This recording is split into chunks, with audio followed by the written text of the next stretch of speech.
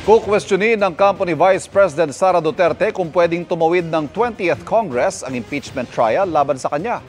May mga naging hakbang-anya sa paghahain ng impeachment na labag sa konstitusyon. Nakatutok si Ian Cruz. Kay Vice President Sara Duterte na mismo nanggaling. Pinag-aaralan na ng kanyang mga abogado ang pagkwestiyon kung pwede bang ipagpatuloy sa 20th Congress ang kanyang impeachment trial na nagsimula sa 19th Congress. Kina-question din namin yan, yung pag-crossover from the 19th to the 20th Congress. Sinabi yan ng Vice Presidente sa pagharap niya sa mga taga-suporta sa The Hague, Netherlands, kung saan nakadetain ngayon ang kanyang amang si dating Pangulong Rodrigo Duterte na naharap sa reklamong crimes against humanity sa International Criminal Court, pero nang usisain siya sa detalye ng kanilang stratehiya. Yung lawyers ko na lang magsalita, ma'am, kasi papagalitan na naman ako nila.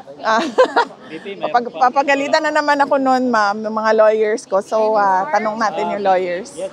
Sabi pa ng bise, ang pagkakaintindi ko ay madaming procedural lapses na nangyari na labag sa Constitution.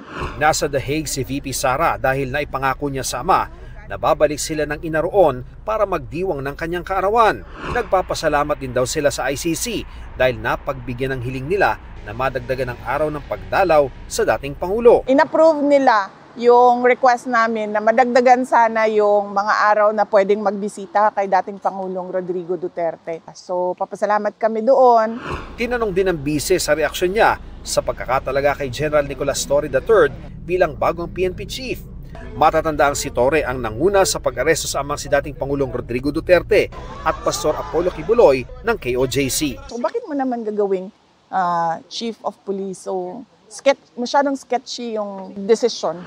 Sinusubukan pa namin kunin ang panig ni Torre. Ngayong araw inaasahang magbabalik Pilipinas ang bise. Para sa GMA Integrated News, Ian Cruz, nakatutok 24 oras.